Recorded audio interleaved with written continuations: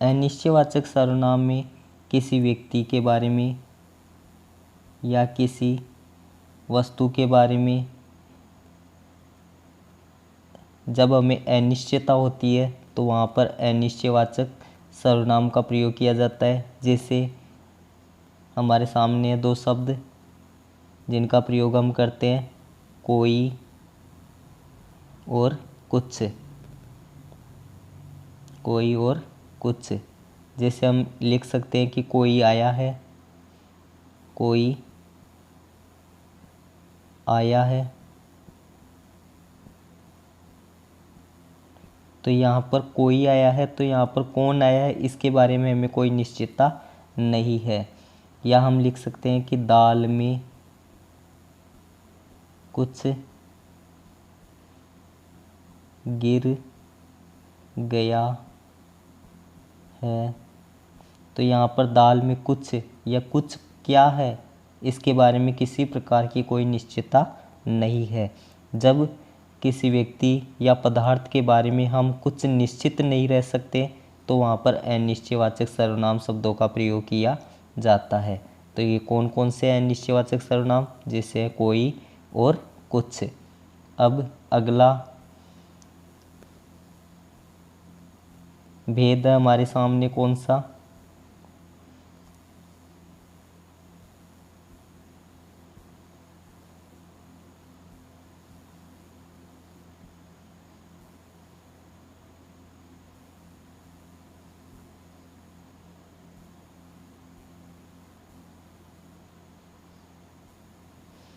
अगला भेद है, चौथा भेद है हमारे सामने संबंधवाचक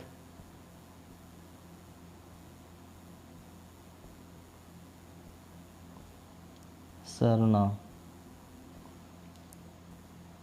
जब किसी व्यक्ति या किसी वस्तु का दूसरे व्यक्ति या वस्तु के साथ कोई संबंध स्थापित किया जाता है तो वहाँ पर संबंधवाचक सर्वनाम शब्दों का प्रयोग किया जाता है।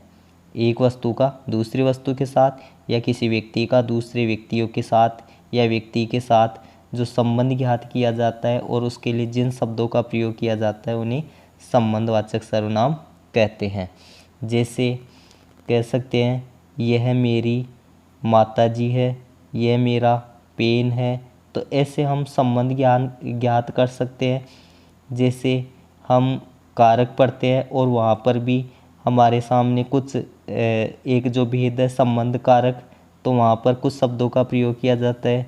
जैसे का, के, की,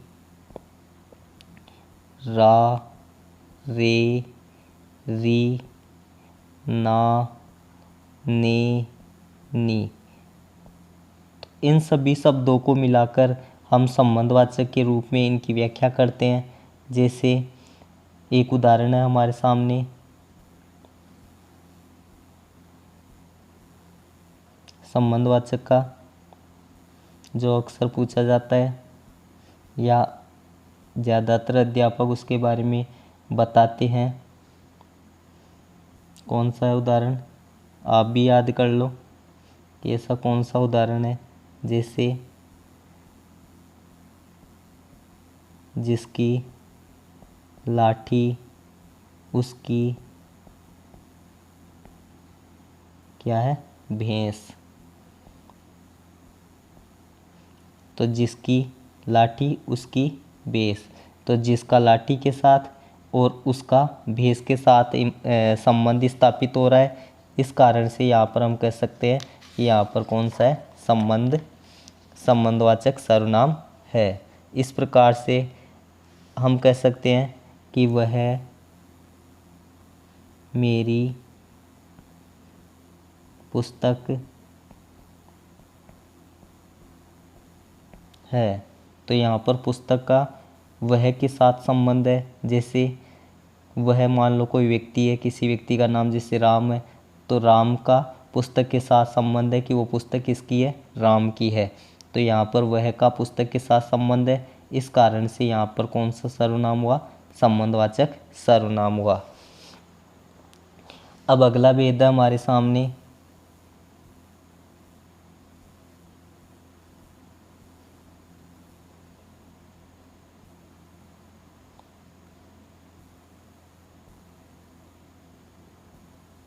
कौन सा है? प्रश्नवाचक सर्वनाम। पांचवा भेद है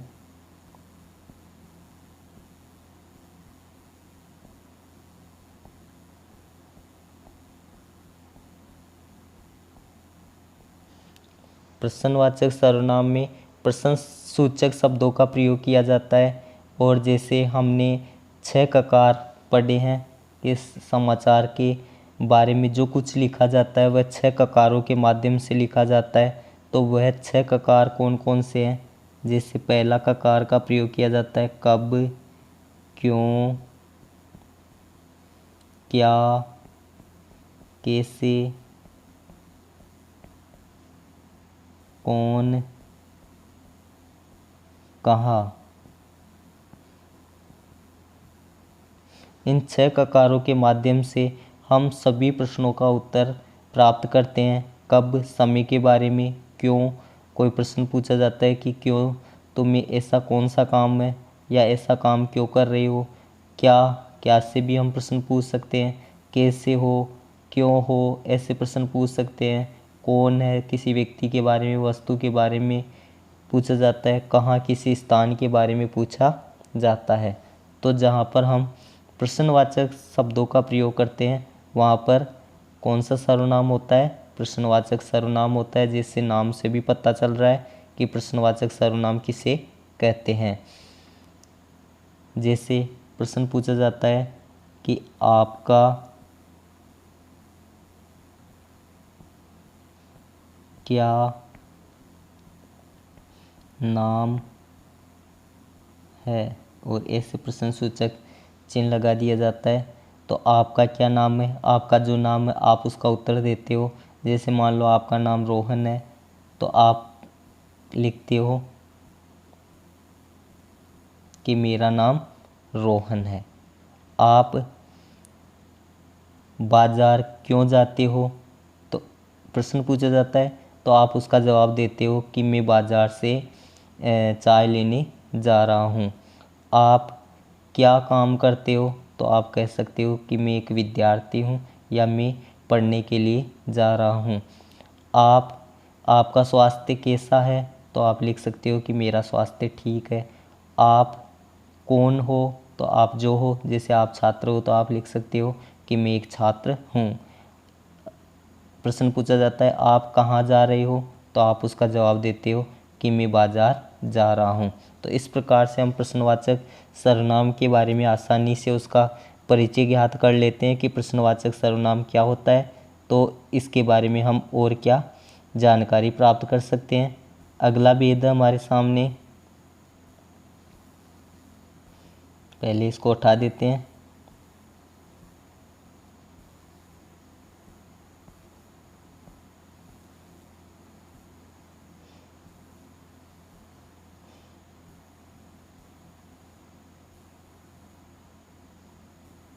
अब अगला भेद हमारे सामने, छठा भेद है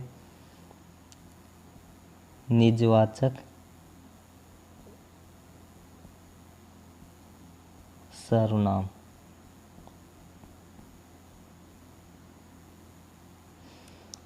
निजवाचक सर्वनाम किसे कहते हैं, पूछा जाता है कि निजवाचक सर्वनाम वे सर्वनाम शब्द होता है जिसका स्वयं के लिए प्रयोग में लाया जाता है। खुद के बारे में परिचय देने के लिए जिन सर्वनाम शब्दों का प्रयोग किया जाता है उन्हें निजवाचक सर्वनाम शब्द कहते हैं। जैसे निज यानी स्वयं, स्वयं के लिए जिन शब्दों का प्रयोग किया जाता है उन्हें निजवाचक सर्वनाम कहते हैं। जैसे हम कह सकते हैं, एक मिनट,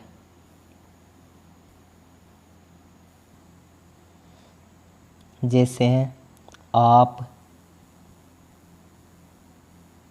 अपना स्वयं खुद। तो ऐसे सर्वनाम शब्द जिनसे स्वयं के बारे में परिचय दिया जाता है तो उन्हें निजवाचक सर्वनाम कहते हैं। जैसे मैं अपनी पुस्तक पढ़ रहा हूँ, मैं अपना काम स्वयं कर लूँगा, मैं अपना काम खुद कर लूँगा।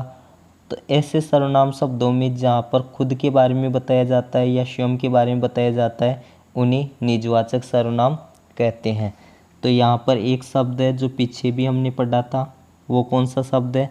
आप शब्द है, जिसके बारे में हमने पुरुषवाचक सर्वनाम के मध्यम पुरुष में पढ़ा था।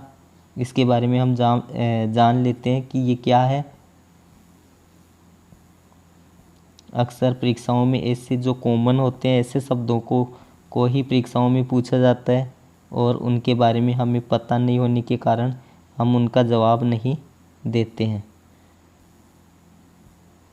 तो वो कैसे हैं? जैसे आप शब्द है,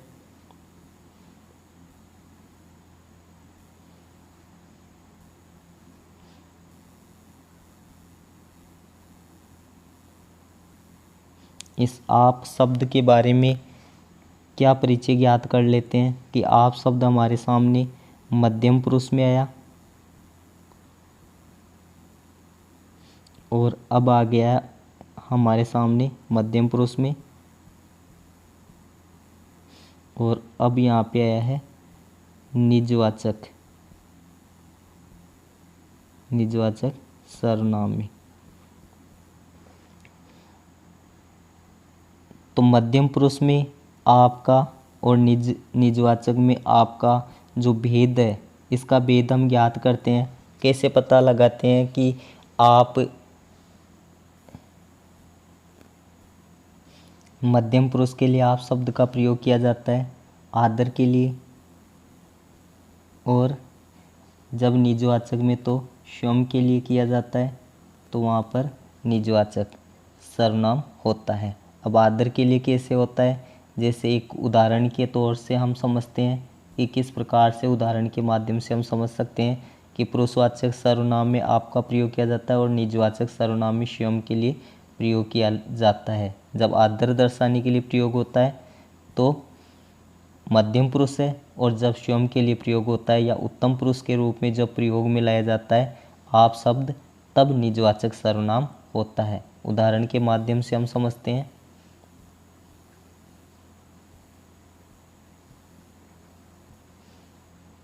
जैसे उदाहरण है हमारे सामने,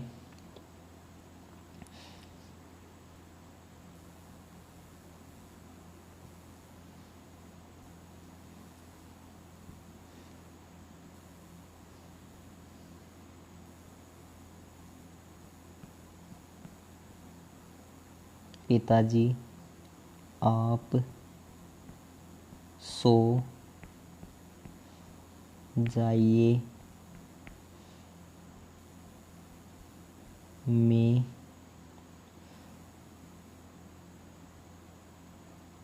अपने आप खा लूँगा। तो यहाँ पर देखो, दो जगह आप शब्द का प्रयोग किया जा रहा है कि पिताजी आप सो जाइए, मैं अपने आप खा लूँगा। यहाँ पर पहले जो शब्द है उसमें आप शब्द का अन्य अर्थ निकल रहा है अन्य पुरुष के, या कह सकते हैं कि वहाँ पर आप शब्द का प्रयोग अन्य प्रकार से है और नीचे वाला आप शब्द का प्रयोग अन्य प्रकार से है। तो पिताजी आप सो जाइए, तो आपका प्रयोग पिताजी के लिए हुआ है, और अपने आप, यहाँ पर आपका प्रयोग स्वयं के लिए हुआ है। तो आपका यहाँ पर प्रयोग पिताजी के लिए आदर देने के लिए हुआ है, यहाँ पर आदर का भाव है, इस कारण से ये मध्यम पुरुष है। और यहाँ पर आप सो जाइए अपने आप यानी स्वयं के लिए हो रहा है, और ये बात कौन कह रहा है? जो ये कथन कह रहा है, तो यहाँ पर ये उत्तम पुरुष के रूप में है, इस कारण से ये निजवाचक सर्वनाम में स्वयं के लिए प्रयोग हो रहा है, और यहाँ पर आदर देने के लिए आप शब्द का प्रयोग किया जा रहा है। इस कारण से यहाँ पर आप शब्द आदर के रूप में है तो मध्यम पुरुष है, और यहाँ पर उत्तम पुरुष के रूप में आप शब्द का प्रयोग हो रहा है तो यहाँ पर निजवाचक सर्वनाम है। तो इस प्रकार से हमने समझा कि जो आप शब्द का प्रयोग भी अक्सर परीक्षाओं में पूछा जाता है घुमा फिरा करके, और हमें इतनी छोटी सी जो बारीकी है उसका ज्ञान न होने के कारण हम इन प्रश्नों को हल करने में त्रुटि कर देते हैं और हमारे अंक कट जाते हैं और उसके बाद में हम सोचते हैं कि हमने तो पूरा करके आया था, फिर हमारे नंबर कम क्यों आ रहे हैं। तो इनको अगर हम बारीकी से समझेंगे तो हमें पूरे में से पूरे नंबर आएंगे। इसी प्रकार से कुछ शब्द है, जैसे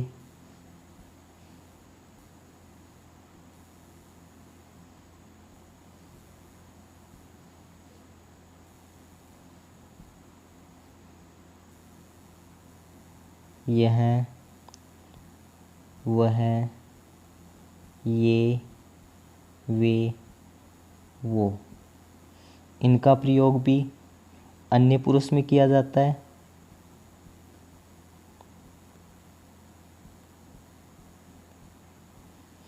इनका जो प्रयोग है वो निश्चयवाचक सर्वनाम में किया जाता है और इनका प्रयोग एक जगह और होता है संकेतवाचक सर्वनाम में।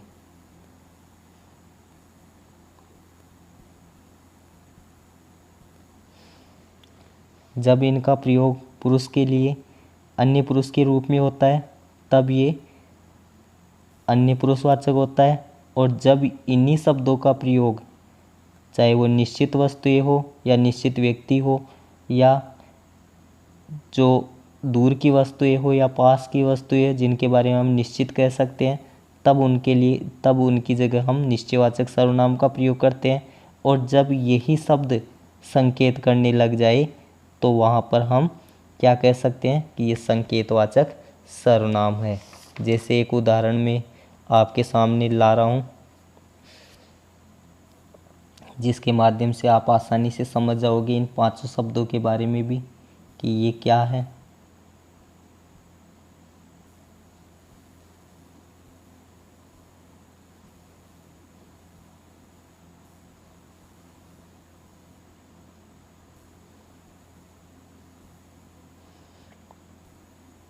जैसे एक उदाहरण है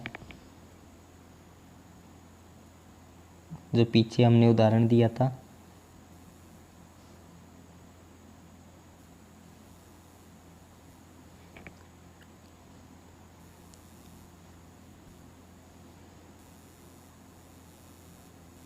वह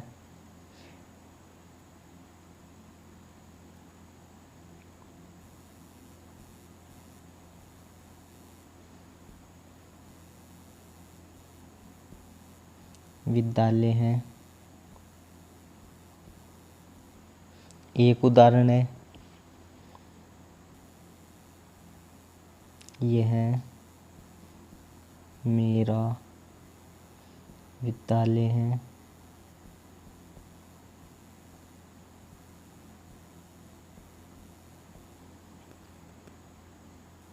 यह विद्यालय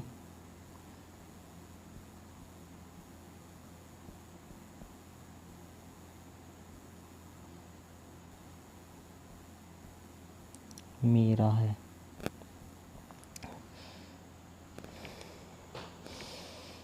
तो यहाँ पर देखो, वह विद्यालय है, यह मेरा विद्यालय है, यह विद्यालय मेरा है। तो इन जो तीन उदाहरण है जिसमें हम नंबर डाल लेते हैं, पहला, दूसरा, तीसरा, और इन तीनों में कुछ शब्द कॉमन दिए गए हैं। जैसे विद्यालय है, विद्यालय है, विद्यालय, ये शब्द कॉमन है। मेरा और मेरा, ये शब्द भी कॉमन है। और यहाँ पर आगे यह है, या ऊपर भी हम लिख सकते हैं ये विद्यालय है, ये लिख सकते हैं। वह की जगह हम यह लिख सकते हैं, यह विद्यालय है। तो यहाँ पर देखो, जो प्रारंभ में यह विद्यालय है तो इस विद्यालय के लिए जो यह शब्द का प्रयोग किया जा रहा है, इस विद्यालय के लिए भी यह शब्द का प्रयोग किया जा रहा है, और यहाँ विद्यालय के लिए भी यह शब्द का प्रयोग किया जा रहा है। तीनों शब्द एक जैसे दिखाई दे रहे हैं, एक जैसे वाक्य दिखाई दे रहे हैं, पर इन तीनों का अलग अलग अर्थ है। यह विद्यालय है तो यहाँ पर हम अन्य पुरुष में इसकी बात कर रहे हैं,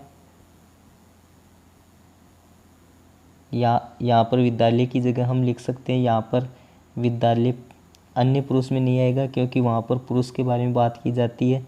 तो यह अध्यापक है, हम लिख सकते हैं यह अध्यापक यह अध्यापक है। यहाँ पर अन्य पुरुष के बारे में बात की जा रही है। यह मेरा विद्यालय है। यहाँ पर निश्चयवाचक सर्वनाम है, इतने से में आप समझ जाओगे। और यहाँ पर यह विद्यालय मेरा है, यहाँ पर संकेतवाचक विशेषण है। कैसे हैं कि यहाँ पर तो हम बता सकते हैं कि पुरुष के बारे में यह के माध्यम से हम बता सकते हैं कि ये पुरुष के बारे में कोई बात हो रही है, तो उसके माध्यम से हम कह सकते हैं। उदाहरण रहे ये दो, इनके माध्यम से हम कह सकते हैं कि यह मेरा विद्यालय है, तो और यह विद्यालय मेरा है। तो देखो तीसरा जो उदाहरण है उसमें हम जैसे ही विद्यालय के बारे में बताते हैं तब हमारी अंगुली उठ जाती है कि यह विद्यालय मेरा है। बहुत सारे विद्यालय हैं, उनमें से केवल एक जो विद्यालय है उसकी तरफ अंगुली करके कहते हैं कि यह विद्यालय मेरा है। अगर यह की जगह वह शब्द होता तो हम अंगुली उठा करके कहते कि वह, ये नहीं, वो नहीं, वह विद्यालय मेरा है, यह मेरा विद्यालय है। यहाँ पर साधारण से शब्दों में कहा गया है यह मेरा विद्यालय है। जैसे हम विद्यालय के अंदर ही खड़े हैं तो वहाँ पर ये बात की जा रही है, तो हम यहाँ पर तो पूरी तरह से निश्चित है, परंतु यहाँ पर निश्चित नहीं है, इस कारण से हम संकेत के रूप में इसको समझा रहे हैं। तो यहाँ पर पहले उदाहरण में अन्य पुरुष के लिए, दूसरे उदाहरण में निश्चयवाचक सर्वनाम के लिए, और तीसरे उदाहरण में हम संकेतवाचक संकेतवाचक विशेषण के रूप में इसका प्रयोग करते हैं। कैसा लगा हमारा सर्वनाम से रिलेटिव वीडियो? आगे भी हम इसी प्रकार से और वीडियो लेकर के आएंगे। अगर आपको ये वीडियो अच्छे लगते हैं और आप और भी ज़्यादा जानकारी प्राप्त करना चाहते हैं तो हमारे वीडियो को लाइक और सब्सक्राइब ज़रूर करें। थैंक यू, धन्यवाद। आगे मिलेंगे।